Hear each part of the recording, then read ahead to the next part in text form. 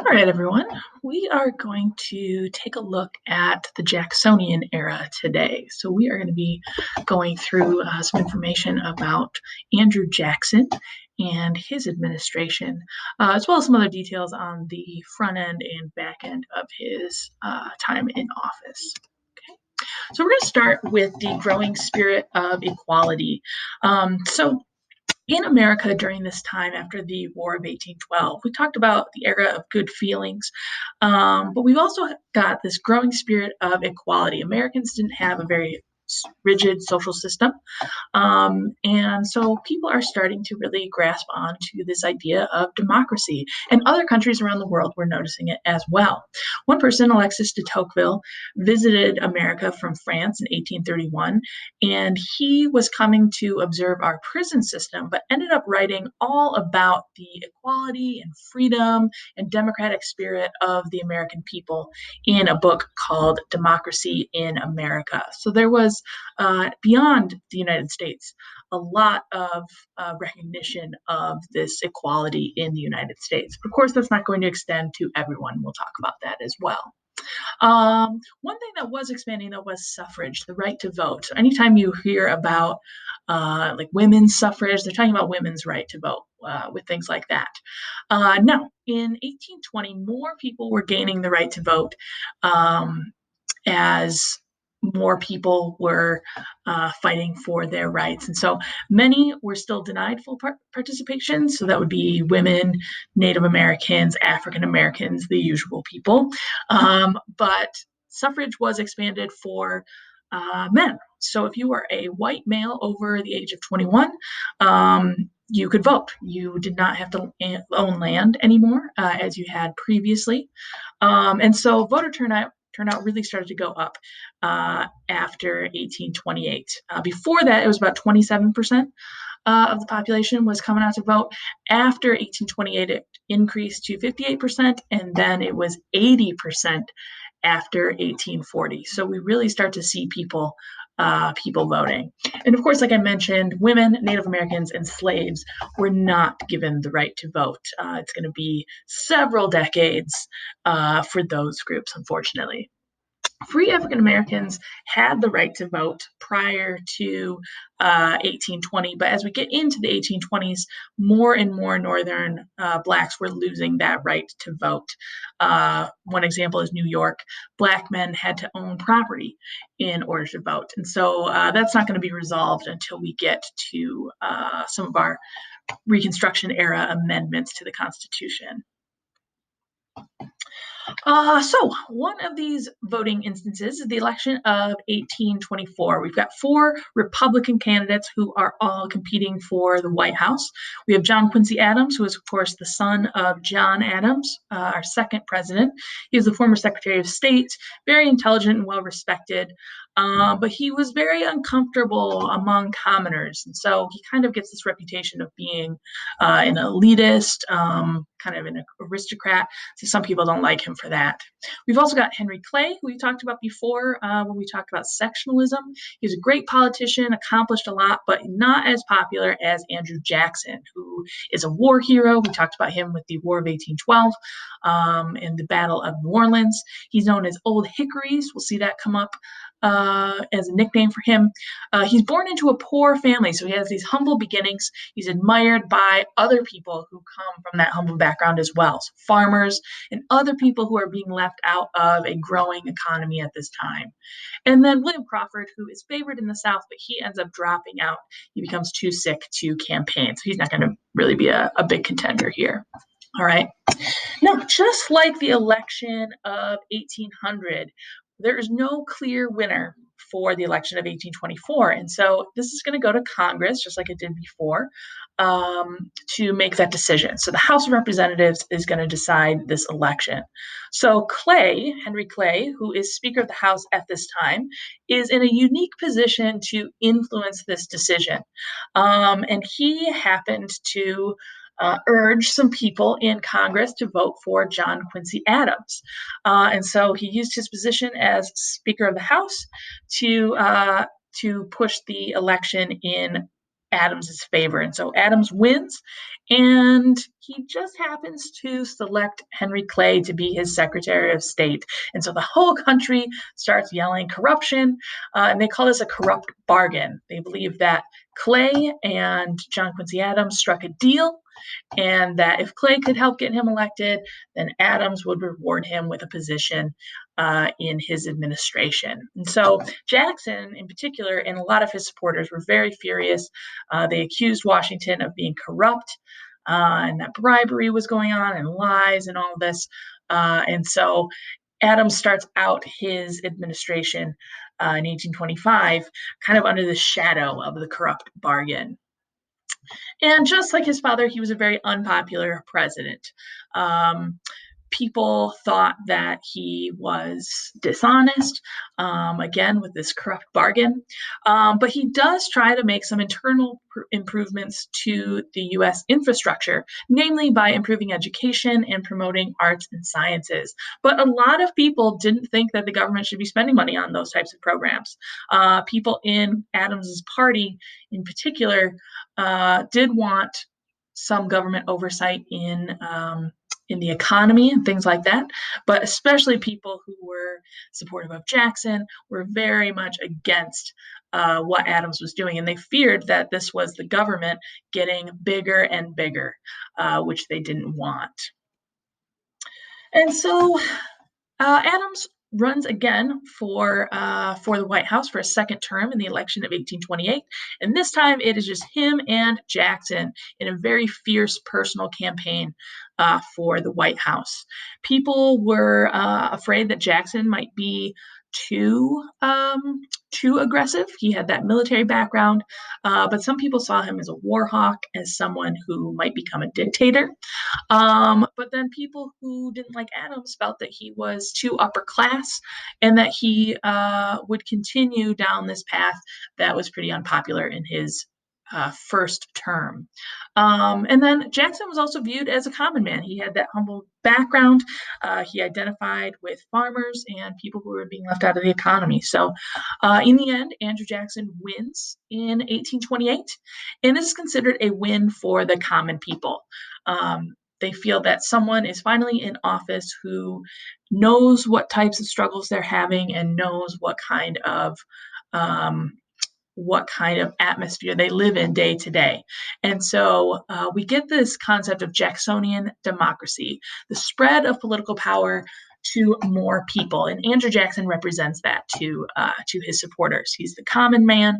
He is going to help out the regular everyday Joe, instead of ensuring wealth for the wealthiest people that already exist in the country.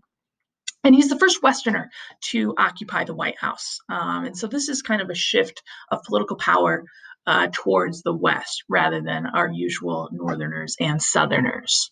Okay. Now, also as a result of the political climate here, we get two new political parties that start to take shape. The Whigs, who are the national Republicans who supported John Quincy Adams. They feel the federal government should help the economy, similar to the Federalists. And a lot of these people are going to be former Federalists, Eastern business people, Southern planters, people like that. And then we have the Democrats, who are supported by Jackson. They support Jackson, and the frontier farmers, workers in eastern cities, some of the lower class people are going to be the Democrats. So we've got Whigs and Democrats now, and we'll see these parties change again as we get closer to the Civil War. But we get something new again in that spirit of equality and democracy, expanding the say of the people. We get something new called the nominating conventions. Prior to the 1830s, presidential candidates were chosen by a caucus or a private meeting where they would select the party's nominee. With the advent of nominating conventions, This would be delegates, more regular people from all of the states choosing their party's candidate. So a little bit more say for the people. And eventually we'll add to this process primaries and different things like that that we see in our political system today. So the nominating conventions, those are going to be like what we have today with the Republican National Convention and the DNC, the Democratic National Convention, begin here. Okay, so let's go into Andrew Jackson. So I said that he had humble beginnings. He was born in a log cabin in 1767. He had Irish parents who had died by the time he was 15, and so he had to make it on his own for a lot of his earlier life. He was known as a great fighter. He joins the revolution at age 13 and ends up being captured by a British officer who slashes his face and hands after he refused to comply. You can see that in the picture that we have right up here. And then eventually he goes on to study law and starts a law practice of his own in North Carolina, similar to what Alexander Hamilton did in New York. He eventually becomes a wealthy landowner. And of course, like we said before, he is a war hero of the War of 1812, the Battle of New Orleans. So he has this pretty decent reputation going into the White House. But he has some negative characteristics as well. And we'll see some of these come into play with some of his policies. He's very strong-willed, which is good if you want a strong leader. He's very good at inspiring people, but he's also a very vicious, violent person, very short-tempered. And so a lot of people didn't like him for that reason. We had a couple of nicknames for him. We said Old Hickory was one nickname. We also have King Andrew, which is a criticism for Andrew Jackson, and the idea that he is expanding the powers of the president beyond what he should. And so we'll see that come into play with a couple of events from his administration, but just basically expanding the powers of the president, King Andrew. And then Sharp Knife, which was a Native American name for him. He had defeated the Creeks during the War of 1812 and eventually forced them to give up their land that had been guaranteed to them from previous treaties that they'd made with the United States. And so Native Americans have a very negative view of Andrew Jackson, and we'll see some more details of that in a few minutes. Okay. Now, one thing that kind of got him this name of King Andrew was the way that he took office. He fired or dismissed many of the government employees who were there, which is not uncommon for a president to do. You want to fill your cabinet and those positions with people who are favorable to you. And so he fills his administrative positions with people who helped him get elected. And eventually we start to call this the spoil system, the practice of rewarding supporters with government jobs. And so unfortunately, a lot of the people that he appointed supported him, but they were unqualified for their jobs. And we get this today as well. But they were people who supported him. He rarely met with his official cabinet. Instead, he met with his kitchen cabinet, unofficial advisors that he surrounded himself with. And it's called the kitchen cabinet because he met with them literally in the White House kitchen. So they came to be known as the kitchen cabinet. So he gets a little criticism for that spoils system, kind of taking the lead there in rewarding people who were supportive of him. Now, one major event from his administration is the Bank War. We've talked about battles about the Bank of the United States in the past between Jefferson and Hamilton, and we saw some issues earlier on in the 1800s as well with the Bank of the United States. So this is going to come up again here in the Adams administration. The Bank of the United States controlled loans made by state banks, and it was run by private bankers. So you don't have people who are elected to those positions, they're private bankers. And so the bank kind of gets this nasty reputation for favoring the wealthy and those private bankers using their position to influence Congress and different things like that. And so one other function of the bank was that if the bank thought states were making too many loans, they'd cut back in the amount the states could lend.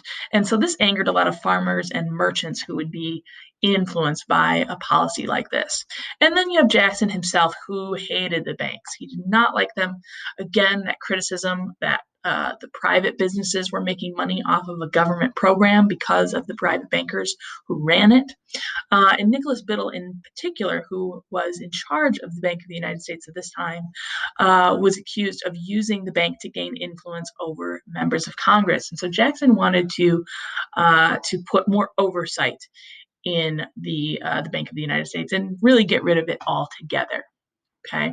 And so the war begins when Henry Clay convinces Nicholas Biddle to apply for an early renewal of the bank's charter. So that is Congress's approval for continuing to fund the bank and to keep it going. And Clay does this because he wants to force the issue in the election of 1832. He thought that Americans would be mad about it and that they would not vote for Andrew Jackson, who he doesn't want as president. Jackson, on the other hand, uses his presidential power to veto the charter. And so he says that it's unconstitutional and that it was helping the rich to get richer. So again, the common man champion here in Jackson vetoing the bank charter for its renewal. Okay, so here we have a political cartoon from this time. It's called General Jackson and they're slaying the many-headed monster. The many-headed monster here is the Bank of the United States and its many branches. And each of the branches' heads represents the different states that had control. And so Jackson is fighting the bank with his cane, and it's a little hard to tell, but you can see here it says veto on the cane. And so he's using it to fight back this many-headed monster, and the monster is attempting to protect the interests of the wealthier people. So we have this bank war represented here with this political cartoon. Now, Jackson's going to be up for re-election in 1832. He's going to run against Henry Clay. And as Clay wanted, the Bank of the United States is going to be the major issue here, as well as the veto. But Clay was mistaken, and Jackson ends up winning the election. He felt that more Americans would be against the bank, and he was wrong. In favor of the bank. And so Jackson was the winner there. Again, the common people championing here didn't like the Bank of the United States. So the bank closes, and Jackson starts funneling money into state banks who would receive money if Jackson liked them. And these are called pet banks. So kind of like if you have teacher's pet who, the teacher likes one particular student and they get special treatment or something like that. That's the pet banks here. If the banks liked, if Jackson liked the banks or that particular state that the bank was in, then those state banks would receive the money. So we get kind of a conflict of interest here, where you have you don't want your government official, your leader, to be favoring one state over another just because they like them or not, or they are supportive of them or not.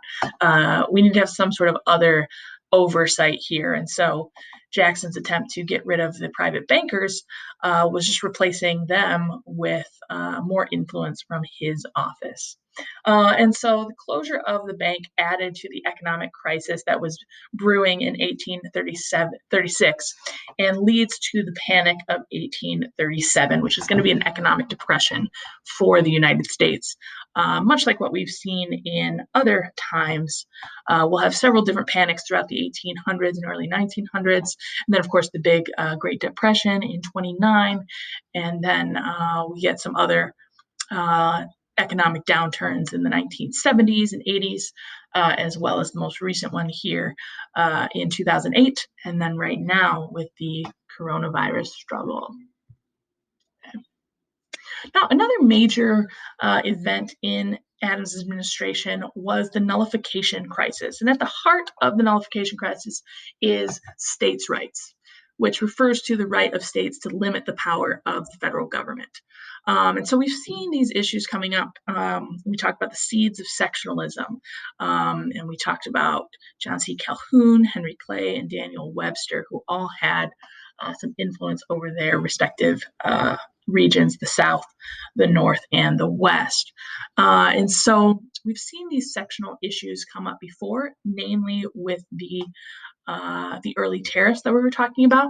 And so in 1828, Congress passes another tariff, which ended up being the highest tariff in history up to that point.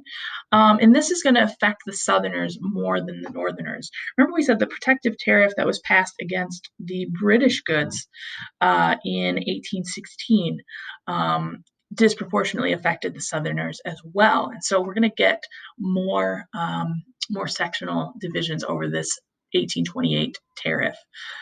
Southerners were buying more European goods and thought the tariff was unconstitutional. And so we start hearing this word nullification, which means to cancel or ignore a federal law that is thought to be unconstitutional. And so some states believed that they had the right to decide if something was unconstitutional and just ignore the law. And the vice president under Andrew Jackson, John C. Calhoun, was one of those people. He supported states' rights and nullification, and supported nullification of the tariff of 1828. And so he and Andrew Jackson butted heads over this issue. And eventually, Calhoun resigned as vice president and was elected as senator from South Carolina. And so South Carolina goes ahead and passes this Nullification Act in 1832, which declares that the tariff of 1828 was unconstitutional, and they even threatened to secede or leave the nation if this Nullification Act was challenged. And so Jackson, trying to make peace, supports a lower tariff instead. So it's not going to be nullification of the tariff, but he supports a lower tariff because it was pretty high before. And then passes the Force Bill, which allows Jackson to use the Army to enforce this tariff.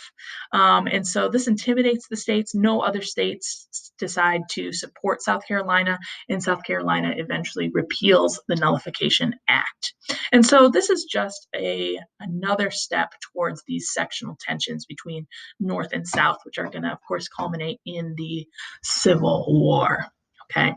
Now, again, some people criticize Andrew Jackson for this approach. Using the Army to enforce federal laws is always kind of iffy when it comes to this country. And so this would be another example of King Andrew here at this point. Okay. Now, probably the biggest stain on Andrew Jackson's administration is regarding Native Americans. So we're going to talk about Native Americans in two regions, one in the Great Lakes region and then in the Southeast. So looking at Georgia, Alabama, Arkansas, those states down there.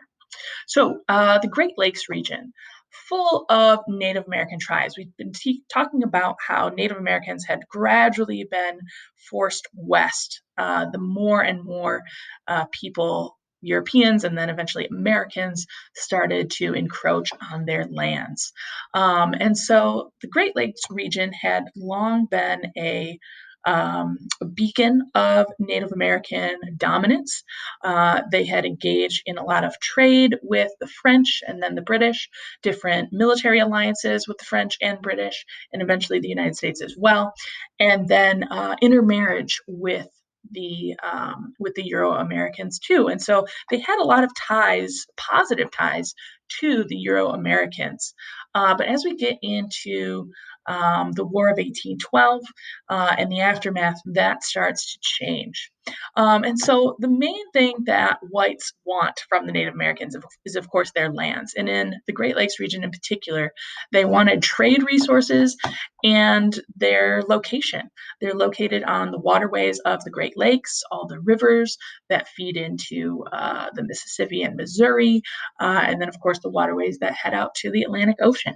And so the Great Lakes region is a very prominent place, and Native Americans had dominated it for hundreds of years up until we get to this early half of the 1800s. And so we talked about Tecumseh and the prophet, his brother, Tenskwatawa, and how they had been defeated during the War of 1812. A lot of other Native Americans were starting to be pushed off their lands and moved west of the Mississippi, where the U.S. government had started reserving lands in, quote, Indian country. And so a lot of the Native Americans in the Great Lakes region were forced to move west. And some of that was from pressure from white settlers coming into the region. With those white settlers, new diseases came and killed off a lot of the Native Americans and forced other people to leave their homes to flee from disease. And then, of course, military defeats that we saw here at the beginning of the 1800s. And then we have our Native Americans in the Southeast. The big group that we're going to be talking about here is going to be the Cherokee. We have a lot of other groups as well, the Creek, the Choctaw, the Chickasaw, and the Seminole as well. And their lands are extremely fertile and very attractive to whites for growing cotton, which is becoming a major cash crop in the South during this time. Now, a lot of these Southeastern tribes had adapted to live harmoniously with the whites. The Cherokee, in particular, had blended with a lot of the European traditions to create their own legal system, alphabet, publishing their own newspapers, doing things that they felt helped them associate with the whites better. And even the Choctaw had helped the United States during the War of 1812, and so they felt that their position would help them survive in their lands. But the Jackson administration had other plans for them. Jackson persuaded and forced Native Americans to give up their lands. We talked about the Creeks in particular before, and he's going to go after the Cherokee as well, forcing those people to move west of the Mississippi into Oklahoma in particular here. Okay. So this brings up the Indian Removal Act. The Indian Removal Act comes out of a Supreme Court case called Worcester versus Georgia. Georgia, as a state, was claiming that they had the right to make laws for the Cherokee Nation that was living partially in their state in 1828. And so this case ends up going all the way up to the Supreme Court. And the Supreme Court decides that Georgia their claim to make laws for the Cherokee Nation is unconstitutional. And so the Supreme Court supports the rights of Native Americans to have autonomy and sovereignty as a nation, independence as their own nation. But Jackson, like we said before, he's got this bad reputation with Native Americans. And so he decides to defy the Supreme Court's decision and backs the state's right to take authority over the Cherokee lands. And so this results in the passage of the Indian Removal Act in 1830, which is the forced removal of Native Americans, forcing them off their lands to move west of the Mississippi. And this is going to apply not just in the South to the Cherokee, but in the North, in the Great Lakes region to the Ojibwe, the Ottawa, the Potawatomis, the Fox, the Sioux, and many other tribes, the Miamis. All of those groups will be affected as well. Okay. So we get two major instances where this removal act was particularly destructive. First is in the Great Lakes region with the Potawatomi Trail of Death in 1838. The military was sent in and they forced 859 Potawatomi to march 660 miles from Indiana to Kansas. And on that Trail of Death, 40 people died. And those Native Americans lost their homelands that they had occupied for literally thousands of years before this point. And a lot of their lands had been guaranteed to them through treaties with the United States at various times throughout their history. And so this was a violation of those prior treaties. And then we have the Trail of Tears, which is the most destructive instance here with the Indian Removal Act. This is also in 1838. And this is going to involve 15,000 Cherokees being driven west to Oklahoma by the U.S. Army. The Cherokees were forced to march over 5,000 miles, and this resulted in the deaths of about 5,000 Cherokees from starvation on the trail, exhaustion, and disease as they were forced to move. So this is extremely destructive to these different Native American groups. You can see in this picture here just the devastation of Native American groups from the Indian Removal Act. And so a lot of people were very negatively impacted, lost their homes, and a lot of their spirituality is tied up in the land as well. And that's something that Westerners have a hard time grasping, is that, you're talking about different lands, and it's like, well, why can't you just move to some other land? Well, a lot of their heritage, burial sites, their history, and like I said, their spirituality is tied up in the land itself. They have a mutual respect for the land and nature, and a lot of their religious stories go along with the landscape. And so for them to be ripped away from those homelands was very devastating for them, aside from the starvation and disease and death and destruction for that. So this is a map showing Indian lands before relocation. So we're looking at the area here, these darker areas in Florida, across Georgia and Alabama and Tennessee and Mississippi. And then you can see the different colored lines. The blue is the Cherokees and their march west to Indian Territory, which is going to be eventually Oklahoma. We've got the Creeks, who are going in a couple of different directions here to travel west. We have the Chickasaw in purple, the Seminole coming from Florida in red here, and then we've got the Choctaw as well in green. So you can see all these different groups being forced to that gauntlet of Indian Territory in Oklahoma. Okay. Now, some people went along quietly, but a lot of groups resisted removal as well. And two instances that are most famous is the Seminole War and the Black Hawk War. The Seminole War had several different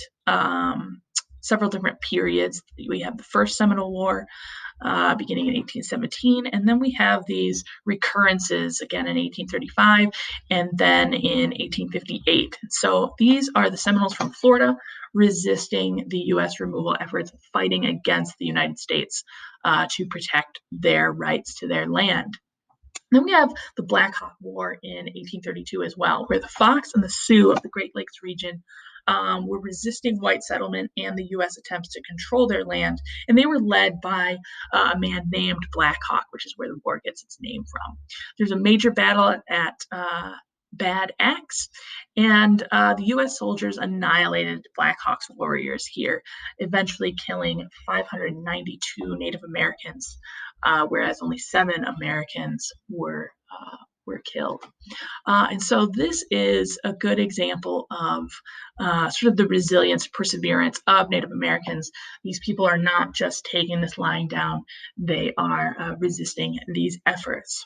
So we've got some positives and negatives to Andrew Jackson. On the one hand, he's kind of a champion of the common people, kind of looking out for people who are being left out of the economic environment, people who are farmers, regular everyday people. He's supporting them and making it so the wealthiest people cannot control all of the wealth. Then on the other hand, we have things like the Indian Removal Act and the Trail of Tears, where he's forcing thousands of Native Americans off their lands and as a result killing them. And so we've got some good things and some bad things, ways that he's expanding the powers of the president that maybe aren't so good, other ways that he is supporting common people. So he's kind of a complicated character. A lot of people view him very negatively, kind of because of some of those stains on his administration. So that is the Jacksonian era. Next week, we will take a look at westward expansion, looking at the movement of whites westward and a little bit more on Native Americans and so on. All right, thank you.